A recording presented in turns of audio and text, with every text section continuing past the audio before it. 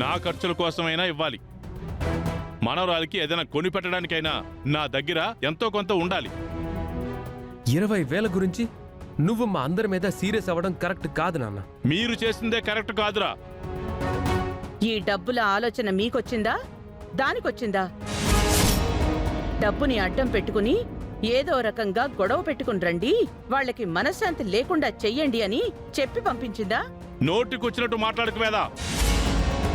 ఇది ఖచ్చితంగా మీకొచ్చిన ఆలోచన అయితే కాదు మామయ్య గారు. అవని ఎప్పుడు అంత నీచంగా ఆలోచించదమ్మా. ఖచ్చితంగా తనే ఆలోచించింది. మావయ్యను నేనే చూసుకుంటానని వీధిలో వాళ్ళందరితో గొప్పలు చెప్పుకుంటుంది. ఇప్పుడు డబ్బుల గురించి పంపించింది. రేయ్, ఎంత చెప్పినా మీకు అర్థం కాదా? డబ్బే కదా నాన్న మీ సమస్య. దీనికి పరిష్కారం ఏంటో ఆ ఇంటి దగ్గరే తేల్చుకుందాం, పదండి. వాడేదో పరిష్కారం అంటున్నాడు కదా, వెళ్దాం పద నాన్న. రా నాన్న.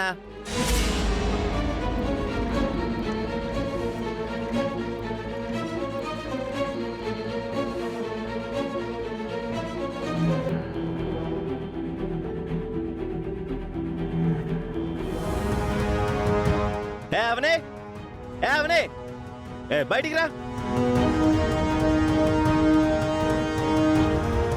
అవనే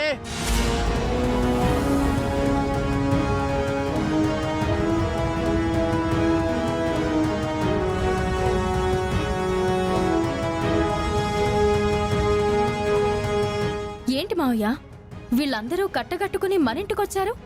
మేమే మా నాన్నని తీసుకొని వచ్చాం. అమ్మా అవని, అసలేం జరిగిందంటే మా నాన్న మీ ఇంట్లో ఉంటూ మీరు పెట్టింది తింటూ నీకు భారం అయిపోతున్నాడని ఫీల్ అవుతున్నాడు. వారం రోజులకే మా నాన్న నీకు అంత భారం అయిపోయాడా? రేయ్, నేను మీకు చెప్పిందేంటి, మీరు ఇక్కడికి వచ్చి మాట్లాడుతుందేంటి? మేము మాట్లాడుతున్నాం కదా, నువ్వు నాన్న. ఇదిగా నీకు ఎంతో కొంత డబ్బు సహాయం చేయలేకపోతున్నందుకు ఈయన గింజుకుంటున్నాడు. ఆ ఇంటి నుంచి డబ్బులు తీసుకుని రండి మావయ్య అని తీయని మాటలు చెప్పి పంపించింది నువ్వే కదా? ఇదంతా తమరి కుట్టిల బుద్ధేనని నీ మొహం చూస్తేనే అర్థమవుతుంది. మామయ్య అంటే తండ్రితో సమానం అంటూ పెద్ద పెద్ద డైలాగులు కొడతావు కదా. అవని మౌనంగా ఉంది కదా అని తెగ రెచ్చిపోతున్నారు. అందరికీ ఇచ్చి పడేస్తుంది, ఆగండి. ఏంటి అలా చూస్తున్నావు? ఏం మాట్లాడవేంటి? తనేం మాట్లాడాల్సిన అవసరం లేదమ్మా. నాన్న మెయింటెనెన్స్కి నీకు డబ్బులు కావాలి కదా,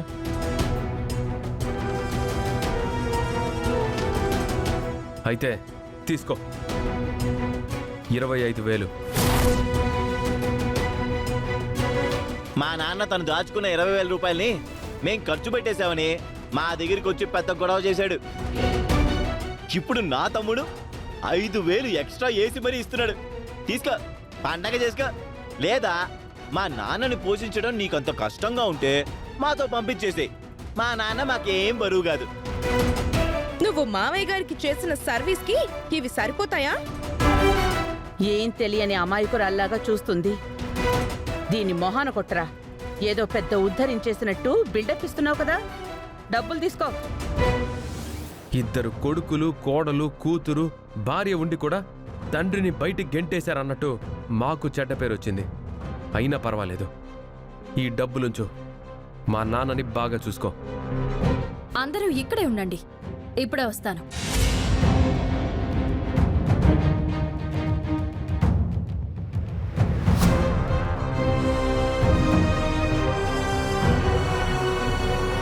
అలా మౌనంగా వెళ్ళింది అంటే మీ అందరినీ చెప్పుతో కొట్టినట్టు సమాధానం చెప్పడానికే అయి ఉంటుంది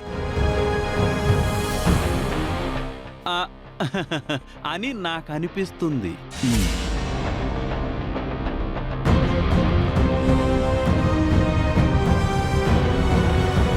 మనసులతో ఆడుకోవడం మీకు తెలిసినట్టు ఇంకెవ్వరికీ తెలీదు.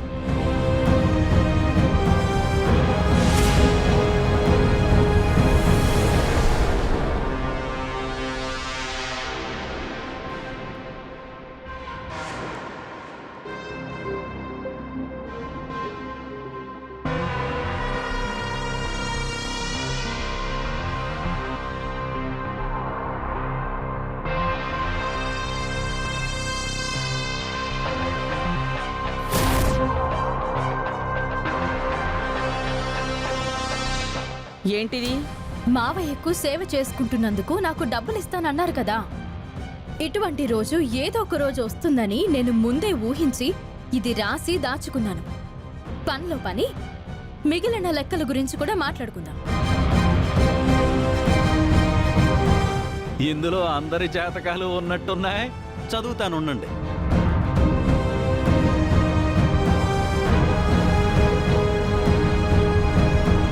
నేను మీ ఇంట్లో అడుగుపెట్టిన దగ్గర నుంచి అందరి గురించి ఏమేం చేశానో అందుకు సంబంధించిన అన్నీ ఉన్నాయి.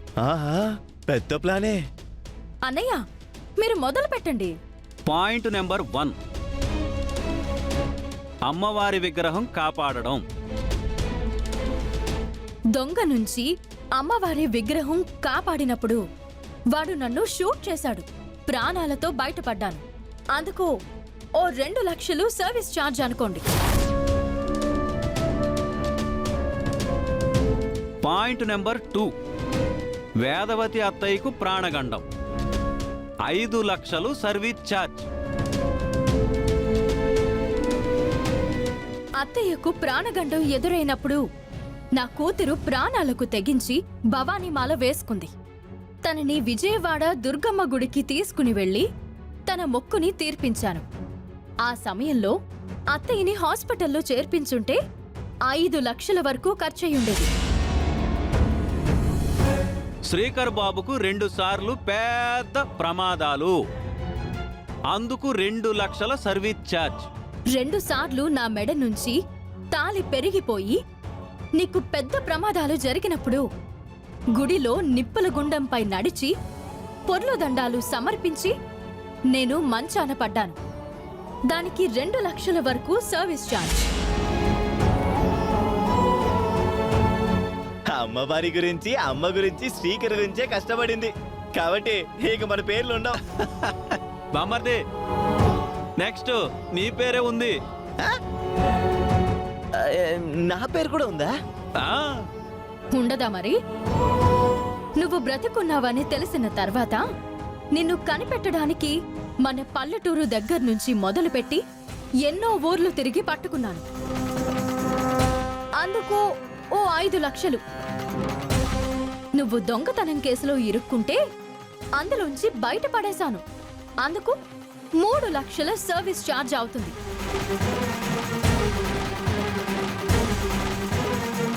అలాగే మావయ్యను హోటల్లో క్యాషియర్గా జాయిన్ చేసినప్పుడు 2 లక్షలు సెక్యూరిటీ డిపాజిట్ చేశాను. అది నాకు తిరిగి రాలేదు. అమ్మయ్య, అందరి గురించి రాసింది, నా గురించి రాయలేదు. కొంచెం కింద రాసుంటుంది చూడనయ్యా. ఆ